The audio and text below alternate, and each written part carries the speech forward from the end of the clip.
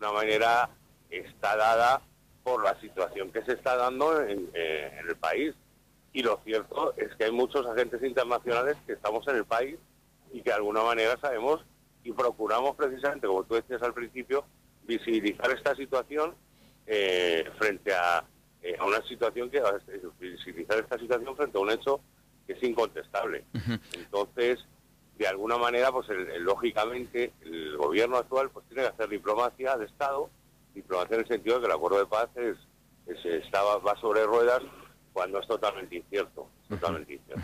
Se está estrechando mucho el cerco a los cooperantes internacionales para ejercer su labor precisamente de veeduría y de poder dar a conocer lo que pasa en estas zonas. Nos retrotraemos a la época más cruda del conflicto, o por el contrario, pues han sentido que el trabajo lo pueden desarrollar sin ningún tipo de amenaza. El trabajo de los cooperantes en Colombia es complicado en todos los sentidos. Lo que estamos viendo, nosotros podemos seguir haciendo nuestro trabajo, podemos seguir haciendo nuestra labor, pero estamos muy preocupados con los temas de seguridad. El tránsito a las zonas rurales está siendo cada vez más complicado. Yo te diría una cosa incluso, Álvaro. Yo en los 25 años que llevo trabajando en Colombia, este es el momento más crítico en el que me encuentro.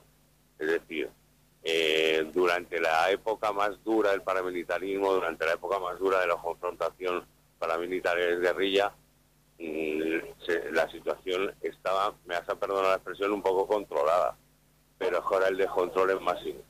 El descontrol es máximo, aparecen grupos armados sin ningún tipo de mandos, aparece el ELN con una fuerza que no tenía en ningún momento, aparece el EPL, que es un grupo narcotraficante. Es decir, hay una serie de cuestiones que lo que ha sugerido es que la desaparición de la FARC en muchos territorios ha sido copada por todos estos ejércitos y todos estos actores armados irregulares que en ningún momento tienen ninguna estructura de mando ni ninguna estructura de control, con lo cual es muy difícil desarrollar nuestro trabajo y aún así consideramos que tenemos que seguir haciendo. Es decir, nuestro papel debe seguir visibilizando la situación que se vive en Colombia. Es decir, hay un acuerdo de paz, pero no se están cumpliendo y ahora el apoyo internacional, si cabe, es mucho más importante que el que se ha venido dando con el acuerdo o con el proceso de los acuerdos de paz. O sea, le han salido más cabezas a la serpiente, mejor dicho. Claro, exactamente. Es decir, que aparte ya no solo más cabezas a la serpiente, sino serpientes descabezadas. ¿Sí me hago entender? Claro, es decir, claro. Hay muchas serpientes y están descabezadas. Es decir, no existe un control sobre ellos, no, como te digo, no hay una estructura de mando. Entonces, en ese sentido, cada uno hace lo que quiere y cada vez más salvajemente.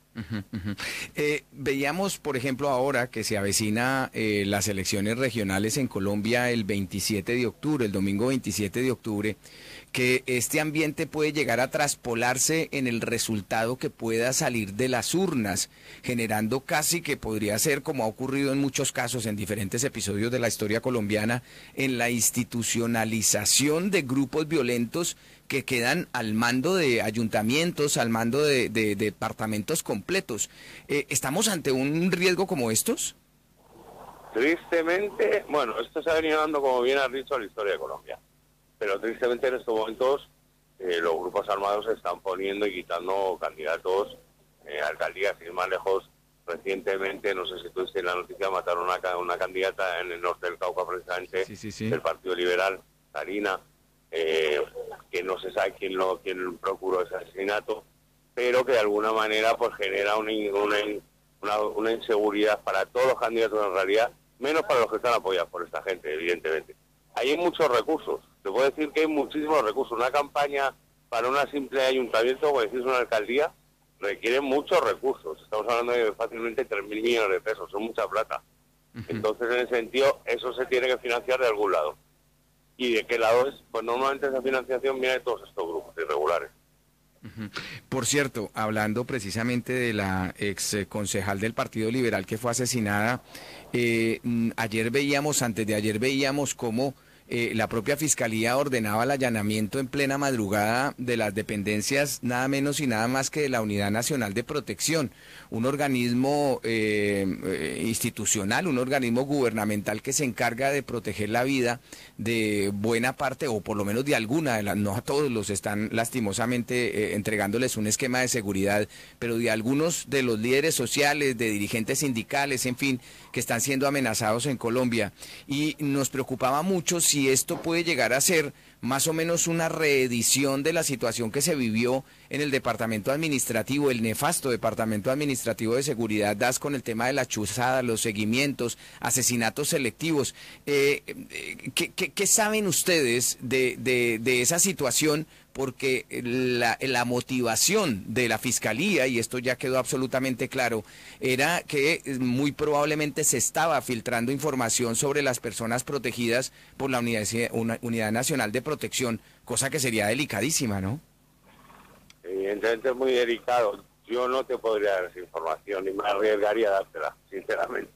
Sinceramente no te puedo dar esa información, pero lógicamente ese tipo de actuaciones ya de carácter legal pues tiene que tener un trasfondo también, sí, tiene que tener un trasfondo en el sentido legal y administrativo de la palabra. Entonces, sí es preocupante, pero también tengo que resaltar una cuestión, y es que la Unidad Nacional de Protección de Víctimas, bueno, de protección de protección, esto tiene mínimos recursos, es decir, es una institución totalmente despresupuestada, con lo cual, además de todo, se da esta situación, es decir, no hay capacidad del Estado para atender a la protección de tanto líderes sociales, que sería lo fundamental, como en este momento de candidatos. Es imposible, porque además serían candidatos a las gobernaciones, candidatos a Asamblea de Diputados, candidatos a las concejalías, candidatos a las alcaldías, es decir, no existe capacidad presupuestal para cubrir todo eso. Y lógicamente, como digo, yo no me arriesgaría a plantear algún tipo de dudas frente al tema, pero desde que la Fiscalía toma ese tipo de medidas, posiblemente algo haya. El ministro de la Defensa, lastimosamente, Guillermo Botero, siempre ha salido a criminalizar la protesta e inclusive en algún episodio llegó a decir que la minga, por ejemplo, la que se sostuvo en el departamento del Cauca, que originó el cierre también de la vía panamericana, pues estaba permeada por grupos violentos. Algo que pone, entendemos, muy en riesgo a la comunidad. ¿Han sentido de pronto la repercusión las mismas comunidades de que en algún momento se esté criminalizando sus reivindicaciones? Perdón, no te he escuchado. Es que aquí hay un poco... Sí. Repíteme la pregunta, por favor. Le comentaba que el ministro de la Defensa, Guillermo Botero, pues se ha empeñado muy a fondo en tratar de criminalizar la protesta social que se está viviendo. De hecho, lo vimos cuando en algún momento llegó a decir que la minga que se llevó a cabo en el departamento del Cauca por parte de varias comunidades indígenas, pues estaba permeada por los grupos violentos. ¿Se ha llegado de pronto a sentir este tipo de declaraciones? ¿Cómo dejan a la comunidad? Pues expuesta, totalmente expuesta ante todos los actores armados. Ese tipo de declaraciones son muy irresponsables. Pero no olvidemos que este señor, la primera declaración cuando llegó a su ministerio, fue decir que había que tener control social sobre todo este tema de las manifestaciones, que eso al fin y al cabo eran cosas burdas de la sociedad. Es decir, este señor tiene una concepción de la democracia totalmente distorsionada. Es decir, para él que salga la gente a protestar pacíficamente y basada en sus derechos, eso es una aberración para él.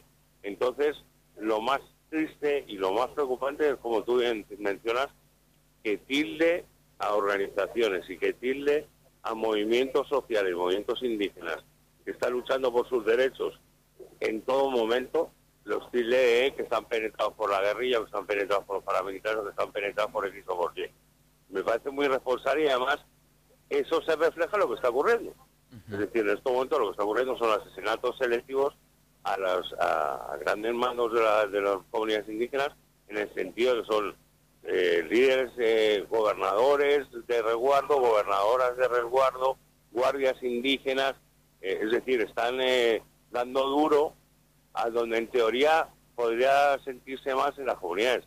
Yo lo que te puedo decir es una cosa, las comunidades van a seguir resistiendo, llevan 500 años haciéndolo, o sea que no va a haber ningún momento, en ningún momento van a dar un paso atrás, y siempre con criterios de pacifismo, es decir, siempre con sus bastones de chonta, que son bastones de madera, lavados en la laguna del río Páez, sagrados para ellos, y con eso es con lo que van a seguir luchando, y sobre todo con su fortaleza organizativa. Eso está más claro que el agua.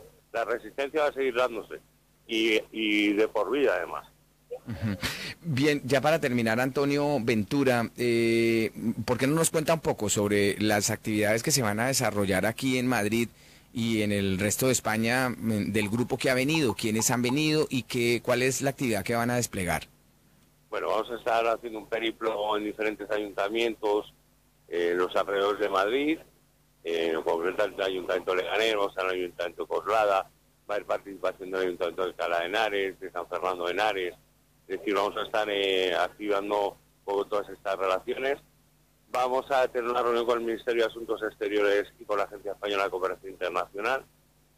Vamos a reunirnos posteriormente en Barcelona con la Taula de Cooperación Catalana. Vamos a estar en Euskadi también, vamos a ir a Bruselas, vamos a estar en París con un grupo de ciudadanos colombianos que están apoyando el proceso de paz. Es decir, tenemos una agenda bastante apretada, pero además también en otro sentido, es decir, no solo la idea lógicamente de reivindicar y visibilizar todos estos asesinatos, pero también lo que queremos es fortalecer los planes de vida de las comunidades indígenas, y eso es a través de proyectos productivos, de proyectos de infraestructura, sobre todo por la principal causa del conflicto en Colombia, que es la inequidad social y la brecha tan abismal que hay entre los sectores urbanos y los sectores rurales. Bien, pues es Antonio Ventura. Antonio, a ver si esta vez sí lo digo bien, es cooperador de cooperante, ¿no? Sí, cooperador suena como a, ¿no? Cooperante del Cabildo en la Alcaldía de Caloto. De la Alcaldía de Caloto y del Resguardo Indígena de Huila. Y del Resguardo Indígena de Huila. Pues muchas gracias por habernos acercado un poco más a esta realidad que se está viviendo en el país lastimosamente, y pues gracias por estar ustedes ahí también siendo los ojos, los oídos y la voz incluso de la población que pues lastimosamente a veces se siente tan olvidada por el resto de los colombianos y de la institucionalidad misma. Muchas gracias, Antonio, buena suerte. A ti, Álvaro, agradeceros mucho pues también este ejercicio de visibilización al fin y al cabo de lo que está ocurriendo, y agradecerte mucho habernos invitado. Bueno, muchas gracias. Ya tenemos las 8 de la mañana 26, 8:26. Todo Noticias, más información, más análisis, más contexto, mayor claridad. Todo Noticias. Todo Noticias.